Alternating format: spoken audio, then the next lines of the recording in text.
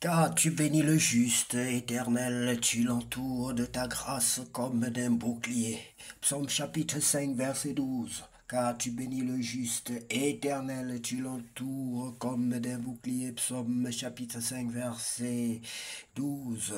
Car tu bénis le juste, Éternel, tu l'entoures de ta grâce comme d'un bouclier. Psaume chapitre 5, verset 12. Bonsoir bien-aimés.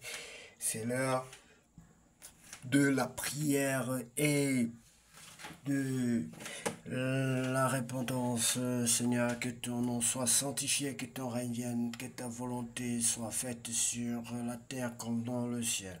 Donne-nous aujourd'hui notre pain de ce jour. Pardonne-nous nos offenses comme nous pardonnons aussi à ceux qui nous ont offensés. Ne nous soumets pas à la tentation, Père Saint, mais délivre-nous du mal, car c'est à toi qu'appartiennent le règne, la gloire et la puissance pour tous les siècles.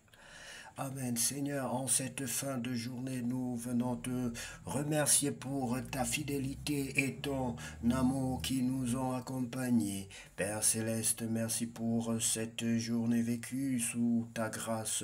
Merci pour chaque bénédiction, chaque épreuve surmontée et chaque leçon apprise. Alors que nous nous apprêtons à nous reposer, nous te remettons nos pensées, nos inquiétudes et nos projets. Remplis-nous de ton esprit et accorde-nous un sommeil paisible sous ta protection. Nous nous appuyons sur ta promesse, car tu bénis le juste, Éternel, tu l'entoures de ta grâce comme d'un bouclier. Psaume chapitre 5, verset 12. Nous disons en commentaire, au nom de Jésus-Christ. Amen. Bien-aimé, si tu n'as jamais reçu le Seigneur Jésus-Christ dans ta vie, si tu ne reconnais pas son acte rédemptrice à la croix, je vais te prier maintenant, je vais t'inviter à te concentrer un peu, à penser un peu à ces moments de douleur, à ces moments difficiles, à ces moments de peur et de crainte et de souffrance que Jésus a vécu à la croix de Golgotha et à réaliser combien de fois c'est pour toi qu'il est mort, bien-aimé, et à te repentir parce que si tu crois en Jésus-Christ et si tu te repens, si tu confesses de ta bouche, bien-aimé, tes péchés, tu seras sauvé. Si tu veux bien recevoir le Seigneur Jésus-Christ dans ta vie comme ton sauveur personnel, si tu crois qu'il mérite être ton sauveur personnel, bien-aimé, alors je vais te demander de prier après moi, de dire ces paroles après moi. Tu vas dire, Seigneur Jésus-Christ, je reconnais que tu es le Fils de Dieu. Je reconnais que tu es le Fils unique de Dieu. Je reconnais que tu es mort et ressuscité à la croix de Golgotha à cause de mes péchés. Pardonne-moi, Seigneur, et prends le plein contrôle de ma vie. Je t'accepte dans ma vie comme mon sauveur personnel. Je t'accepte dans ma vie comme mon rédempteur. Je t'accepte dans ma vie comme mon Dieu et mon Maître. Je t'en supplie, Seigneur, au nom de Jésus, qu'à toi se revient la gloire, la puissance et l'honneur. Bien-aimés, nous allons nous nourrir, nous allons passer à table. C'est toujours un moment fabuleux de demeurer, de manger la parole de Dieu parce qu'il y a quelque chose de nouveau qui se passe en nous, bien-aimés. Ayons tout simplement un peu de courage, un peu de force pour nous rapprocher, je veux dire nous rapprocher de Dieu afin de pouvoir délecter ces mets qui sont des mets vraiment exceptionnels.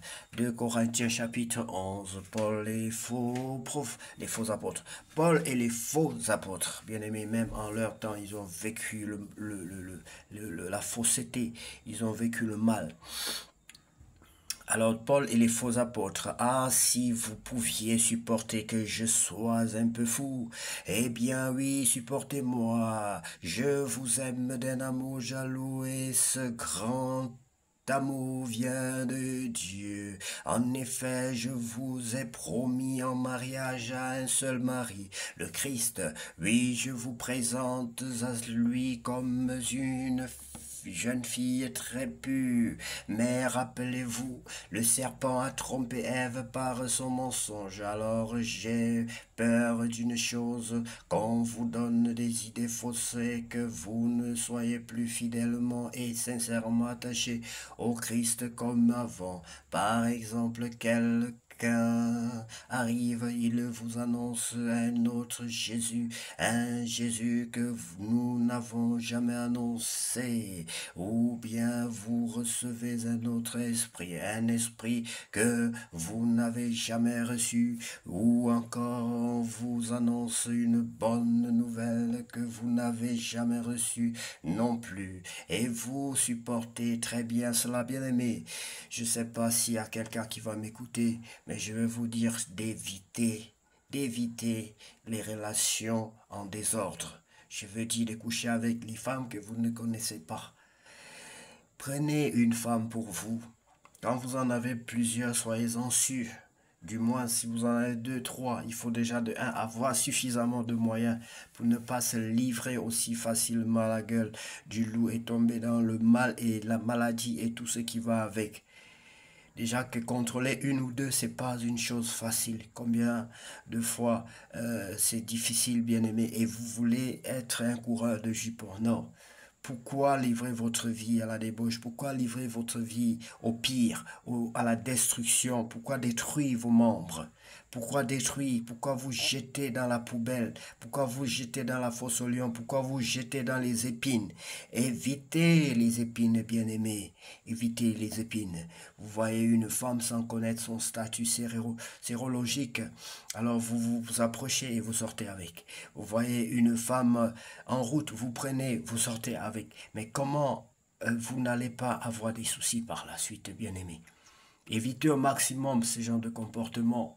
Rapprochez-vous de Dieu et il vous donnera la force. Demandez la grâce de Dieu, demandez la force de Dieu. Cherchez des gens, moi, à rester fidèle à une femme. Si vous en voulez deux, alors c'est à vous de voir et faites très très attention, bien-aimés. D'ailleurs, je parle d'abord pour vous-même. Je ne parle pas d'abord de l'aspect biblique. Ayez quand même la fierté ou encore protégez votre corps. Pourquoi livrer votre corps à la destruction, bien-aimé? Protégez votre corps. Protégez-vous. Protégez votre corps. Fuyez la débauche, comme la Bible dit. Quand je dis protégez-vous, je ne dis pas de mettre des objets sur. Je veux dire principalement de fuir la débauche, bien-aimé. Les mots me manquent et je prie de l'Éternel de délier ma langue, de me donner la force chaque jour, de toujours vous servir en étant en bonne santé et aussi avoir tout ce qu'il faut, avoir toutes mes forces, toutes mes énergies, tous les instruments qu'il faut, bien aimé. Alors nous étions au verset 5. Pourtant, je pense que j'ai autant de valeur que vos espèces de grands apôtres. D'accord, je ne sais pas très bien parler. Oui, comme moi, bien aimé, je ne sais pas très bien parler. C'est une réalité. Il faut pas se mentir. Il faut souvent reconnaître ses faiblesses. Je ne sais pas très bien parler, mais pour la connaissance de Dieu, c'est autre chose. Nous vous avons toujours montré cela clairement dans tout ce que nous avons fait. Quand je vous ai annoncé la bonne nouvelle de Dieu, je me suis fait petit pour vous rendre grand. En vous l'annonçant gratuitement, est-ce que c'est une faute? Quand je travaillais pour vous, j'étais payé par d'autres églises. J'ai pris leur argent pour vous aider. Quand j'étais chez vous, j'ai eu besoin d'argent, mais je ne vous ai rien demandé. Les frères venus de Macédoine m'ont appelé m'ont apporté ce qu'il me fallait. Autant pour moi, j'ai toujours évité d'être un poids pour vous et je l'éviterai toujours. Personne ne m'empêchera d'être fier de cela dans toute la caille. Grâce au Christ qui est en moi, je peux dire que c'est vrai. Pourquoi est-ce que je dis cela? Parce que je ne vous aime pas, mais si Dieu sait que je vous aime, ce que je fais, je le ferai encore. Alors ceux qui veulent une occasion pour se vanter d'agir comme nous, ces gens-là n'en auront pas. Ce sont de faux apôtres, des ouvriers malhonnêtes. Ils font font en semblant d'être des apôtres du Christ. Rien d'étonnant à cela. Satan lui-même fait semblant d'être un ange de lumière. Pour les serviteurs de Satan, faire semblant d'accomplir ce qui est juste, c'est donc facile. Mais leur vie finira comme leur action le mérite. Les souffrances de Paul, je le répète, ne pensez pas que je suis fou, ou bien alors acceptez que je sois fou, et je pourrais moi aussi me vanter un peu. Ce que je vais dire, je ne le dis pas comme le Seigneur le veut, je le dis comme un fou. En effet, je suis sûr d'avoir des raisons de me vanter. Beaucoup se vantent pour des raisons humaines, eh bien moi aussi je vais me vanter. Vous qui êtes des personnes sages, vous supportez volontiers ceux qui ne le sont pas. Les gens vous rendent esclaves, ils profitent de vous, ils volent tout ce que vous avez, ils vous méprisent, ils vous frappent au visage et vous supportez tout cela. J'ai honte de le dire, nous avons été trop faibles. Pourtant, si quelqu'un ose se vanter de quelque chose, je vais l'oser. Moi aussi, même si je parle comme un fou, ils sont Hébreux, oh moi aussi Israélite, moi aussi, de la famille d'Abraham, moi aussi, des serviteurs du Christ, je le suis bien plus que. En disant cela, je parle encore comme un fou.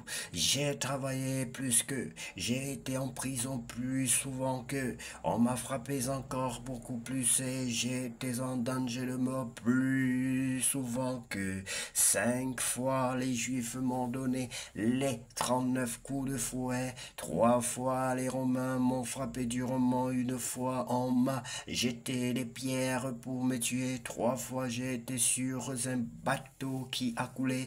Et une fois j'ai passé un jour et une nuit dans l'eau. Waouh! Ça je ne l'avais pas encore lu, bien aimé. Dans l'eau. Avait dit, est-ce qu'il était en dessous de l'eau ou bien juste dans l'eau? Ce qui est sûr, c'est pas facile de passer toute une journée comme ça dans l'eau, bien aimé. Il dit une nuit, un jour et une nuit.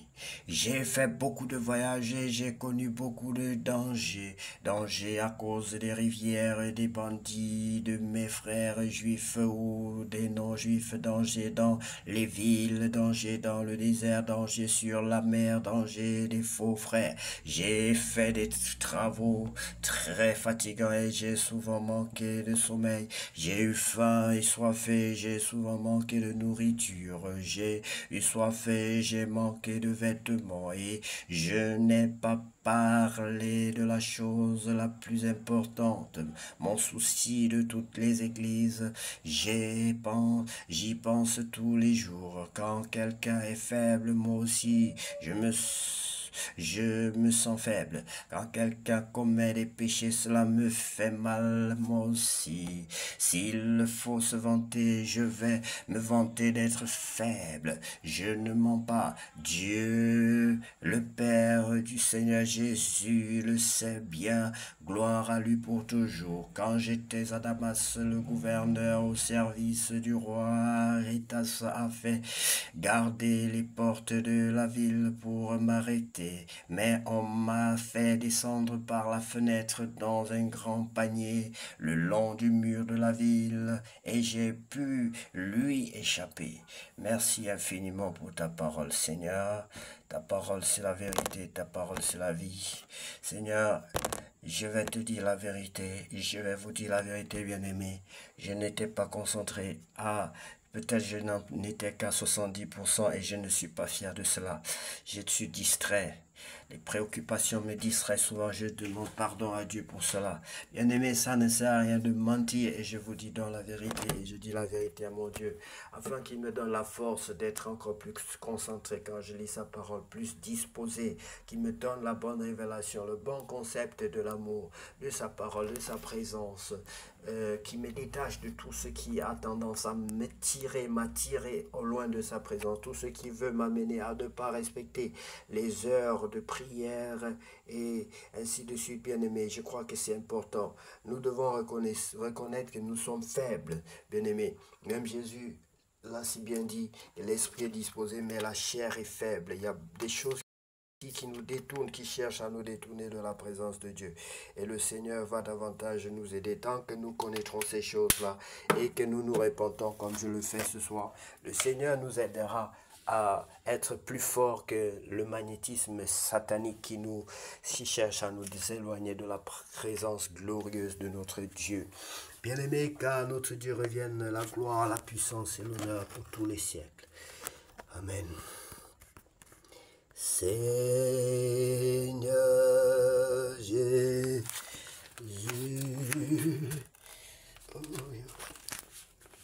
que la gloire te revienne,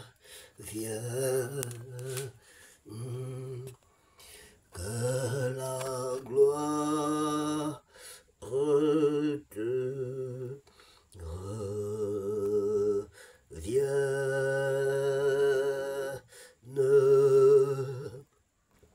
Tu es le grand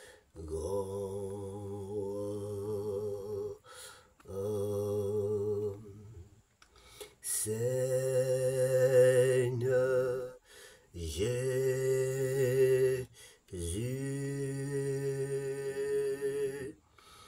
que la gloire te revienne,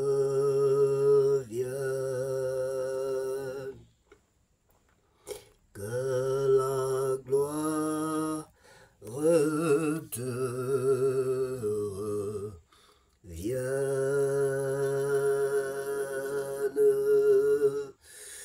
Tu es le grand